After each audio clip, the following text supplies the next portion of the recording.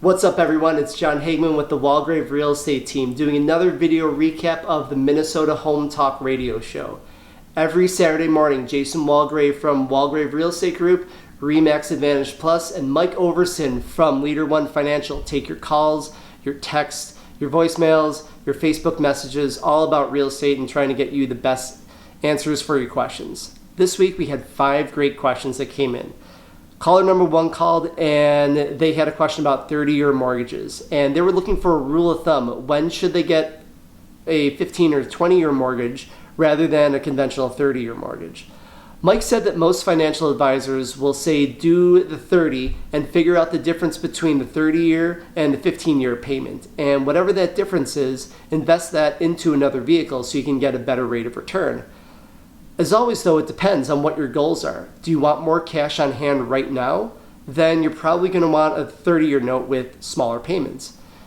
Jason used the example of a cash offer that they received on one of his listings actually turned into conventional financing because rates are at an all-time low right now. And a 15-year mortgage, you're going to be tied into a higher payment. So what if there's a change in your life where you need a little bit more flexibility? The last thing is, don't forget about mortgage write-offs with your interest. That's always something that's going to be with you and a great advantage.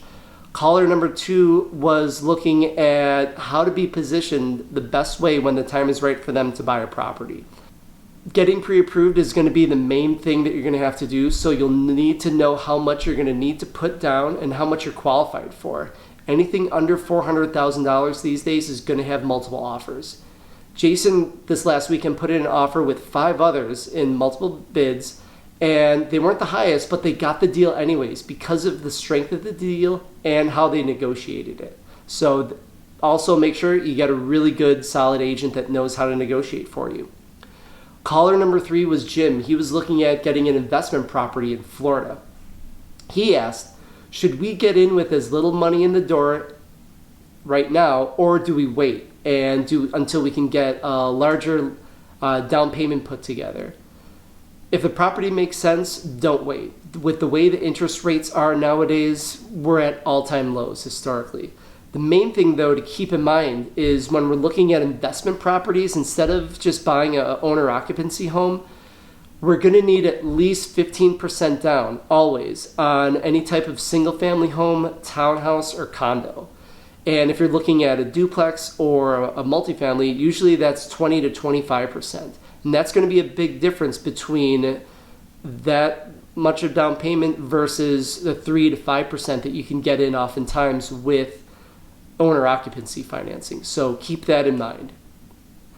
All right, so Brian then called, and this was caller number 4. He had 80 acres up north in Minnesota, and he was looking to do a 1031 exchange by selling those and then buying a second property that he can live in down in the Twin Cities.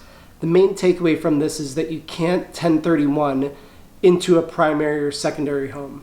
And real quick, what that means is a 1031 exchange is where you are selling an investment property and you are taking the proceeds from that and buying another asset, another investment property.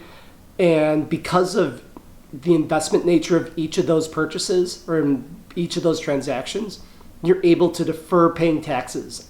So that's the reason why if you buy a primary or secondary home, you're not allowed to use the 1031 exchange. Main thing, talk to an expert, talk to someone, put it into the Google machine and figure out or find out a good 1031 expert that you can talk to.